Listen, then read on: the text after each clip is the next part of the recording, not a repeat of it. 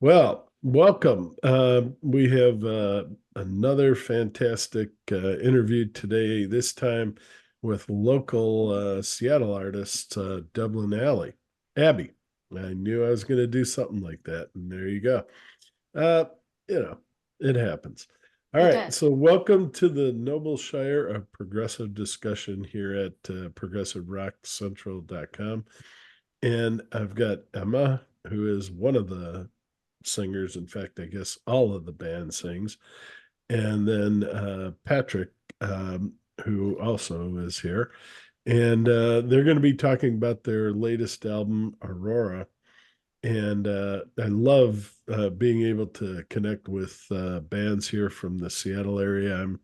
I'm used to be in the Seattle area, but we want to help these bands as much as we possibly can get not only local exposure, but then national as well and international, and doing everything I can to make that happen.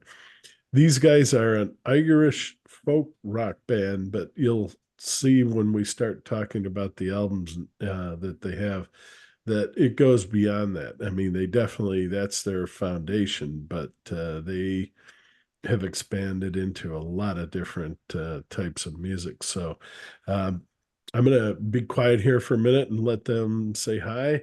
And then once after you say hi, go ahead and the first question is going to be talk to us about the name of the band, how you guys got started, how you all met. Well, I'm Emma. I joined Dublin Abbey a little after 2017-ish. Dublin Abbey was coined by Patrick and Ricky, so I'll let you speak to the origins of the name, the tribute, and all that. Hi, I'm Patrick. I play bass guitar and sing and songwrite for Dublin Abbey as well. And yeah, the band first actually started up in 2015. Ricky and I formed it at that point in time. We played together in the past in various rock bands, so we've known each other back from when we were just kids. In 2015, we actually formed this band to be an Irish pub band. So, we were going to play songs like, The Wild Rover and stuff like that. And just play. Session tunes. Yeah, yeah. And just do that sort of a thing. And we just, as time went on, we just really couldn't contain ourselves to that because we've always been such, an original act that just trying to do pub songs just got a little bit mundane for us, I guess. So we started writing more and more. Emma, you actually joined us, I think, in around 2019. Was that 2019? Right Yeah, before the pandemic? yeah, So right I'm before. Emma. I play flute, whistle, sing, songwrite also. Sorry, I kind of jumped the order here. And she's Yeah, multi I instrumentalist. do play Does it some go beyond mandolin. that, or I do play some mandolin. I play ukulele. I play some guitar, but I don't say I do because I'm not really a guitarist. Although that was the second instrument I learned when I was a kid. I learned the piano when I was a kid, so I played the melodica, which is basically a glorified um, harmonica. I played the harmonica and recorded all that growing up. Just like every kid does, practically. So all it is it's basically a harmonica with a keyboard. okay? yeah. Don't let Emma sell herself short. She's an incredible multi Yeah. instrumentalist for the band. We even are working her in on bass guitar That's on true. some songs Nadia now. also. Yeah, yeah. Thank you, Patrick. Um, so both of them are incredible and add so much. And then not Emma also brings to us. She has a dance background, so she brings a lot of um, choreography, I guess, in a way. Not that we No, have I like think the audience practice dancing. steps, but Mm. she just adds a lot of flow to us on stage. Excellent. All right. Well, obviously, you're influenced by Ireland, but what are some of your biggest bands, favorite bands, and Not, I won't say the other, but yeah. Who are some of your favorites? Emma, have at it. Oh, you're gonna throw me in front of the bus? I'm like, I went first last time. Well, I have quite diverse tastes. I mean, I grew up listening to classical, dinosaur rock, as we call it, jazz fusion I liked when I was a kid, Spyro Gyra, but I also like dinosaur rock, Led Oh, Zeppelin's one of my there's a name. favorites. Spyro I Gyra. saw Few people like know Iron about that. Butterfly in like at a like a beach pub when my friends and I were at the beach because I grew up in Southern Oh, California. We listened to their music through the portal, you know. You know, in all those beach bars, they had the glass up, and so we got to listen to them. And gosh, you know, like Patrick mentioned, I grew up in a dance and art school, so we had to do physical arts. Like I did sculpture, I did painting, and mixed media. Also dance. I studied ballet. I was airliest up until recently, and you know my ballet career ended in my well, like just before the pandemic because you could only do it for so long. It's not your age; it's the miles. yeah. And so now I do what's called Sean-Nós dancing, which is Irish for old style, and it preceded or predated a lot of the Irish step class work that you see now. There's a lot more body free form movement. They called it mind the dresser dancing because it was very famous, popular as the form of Irish dancing in people's homes before, like Ireland had a equivalent of prohibition where they couldn't go out Yeah. with their culture. So they had for a while dancing, like our version of square dancing or their version or set dancing was made illegal, and so they learned how to dance in small spaces. And it's also relatively low impact, and you could dance. I remember learning the brush dance or the broom dance when I was a kid, and I used to dance on my parents' slate hearth, which is again another Irish tradition before I even knew what Irish tradition was. And dance in a pan. Patrick, my pan, I can't find it. My little, which makes a nice little ding because then you can like hit the handlebar and it makes like little percussive noises.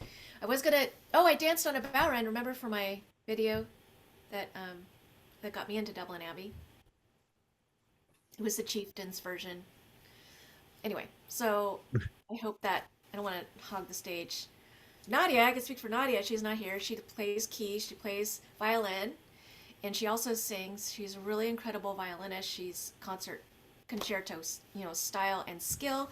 It's very rare to Wow. find a violinist with their skill sets, and um, she also performs. She performed at her what was it her culture celebration at the park. It was Ukrainian festival, and she also plays for her church, and she teaches. Nice. Yeah. You guys definitely stay busy. um, Anything else you would like to add, Patrick? Oh, yeah.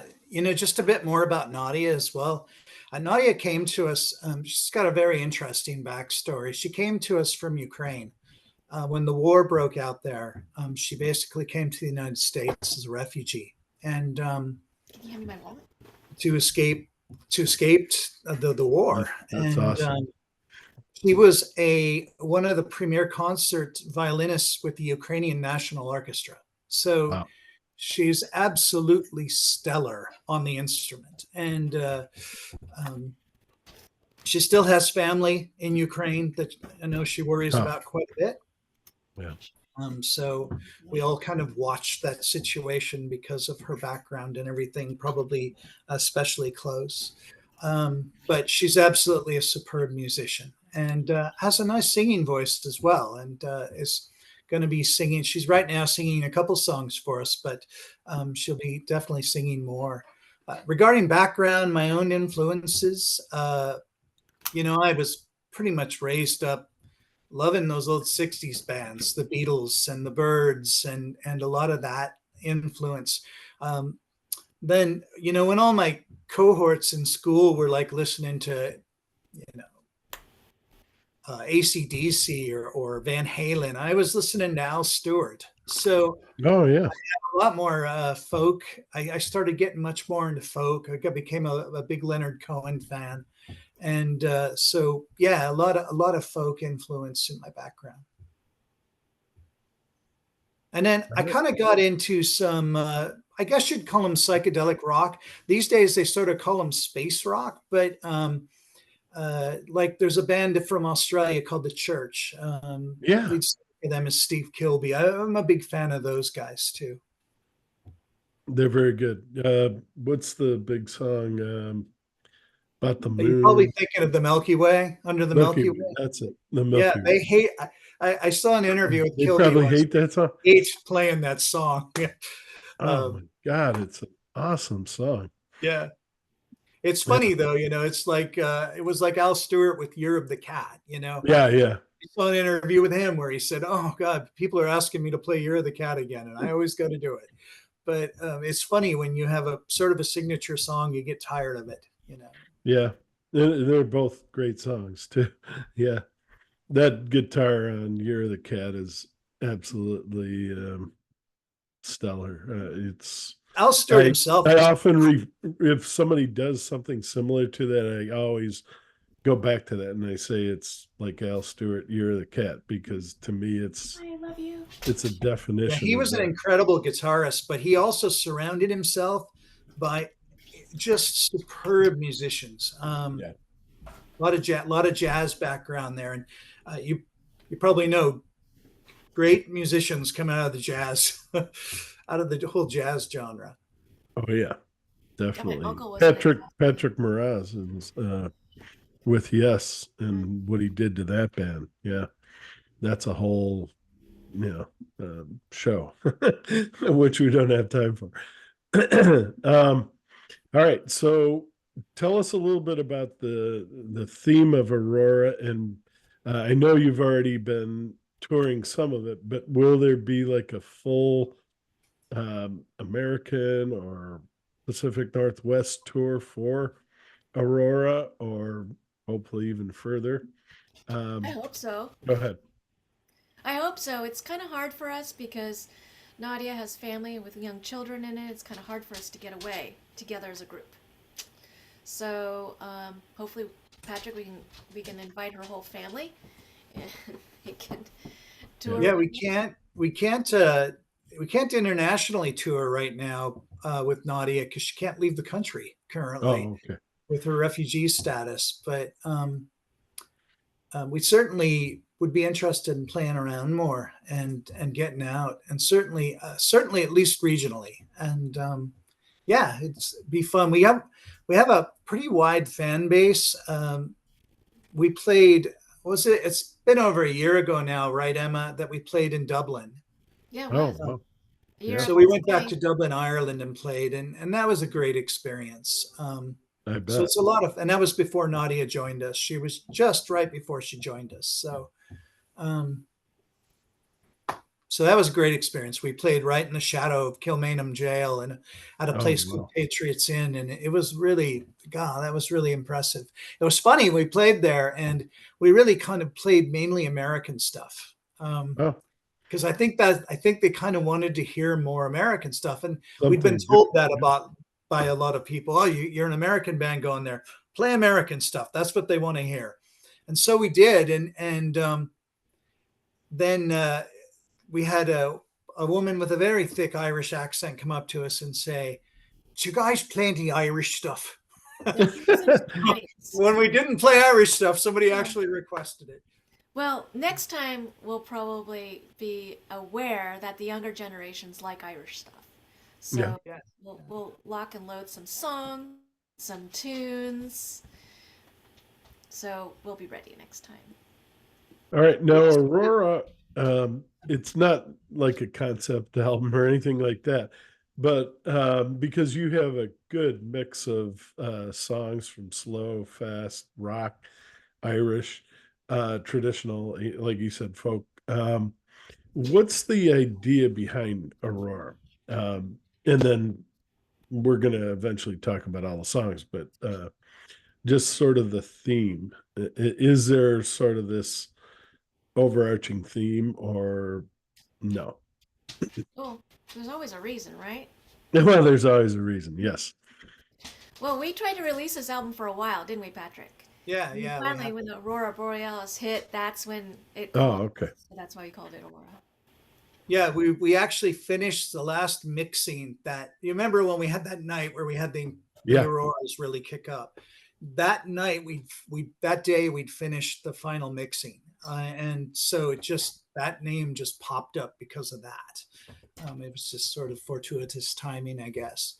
The album we did prior to that, which we did back in 2020, was pretty much just Emma and I, and that one was called Tricolor, and it was much more Irish flavored than Aurora was. So as Ricky, during the pandemic, Ricky left us for a while and Mm. just came back in the last year, basically.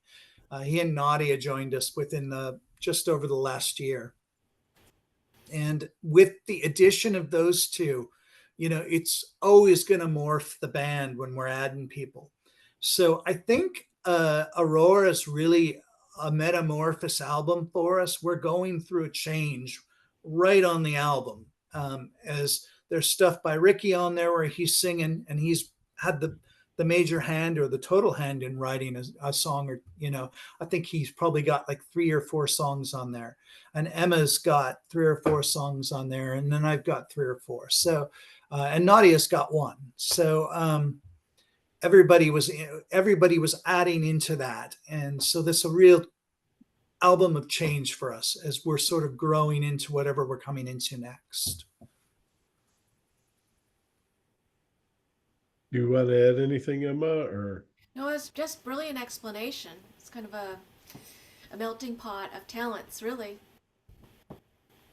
Okay. Well, let's talk about the album.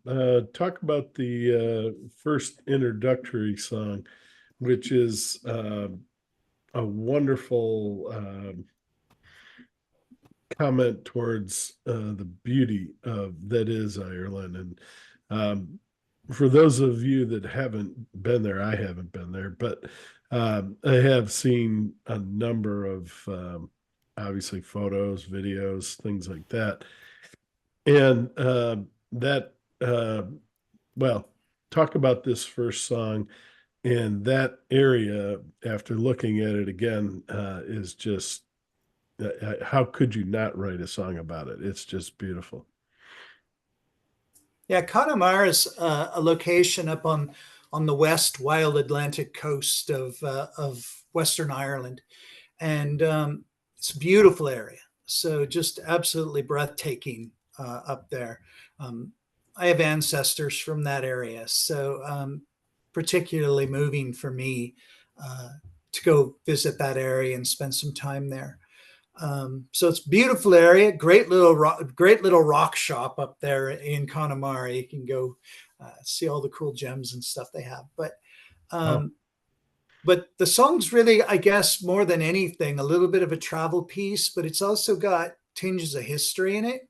You hear us singing about the bards, which are the Irish poets, and so there's always multiple layers. I see this in Emma and Ricky's writing, particularly as well. There's always multiple layers of meanings going on in songs, and that's true of Connemara as well. Emma, do you want to add anything? Or? No, that's brilliantly stated. Rock shops, gosh, I love those. As a kid, I would go to those with my dad all over San Pedro. So yeah, I cannot wait to visit that rock shop in Connemara. It's on my list.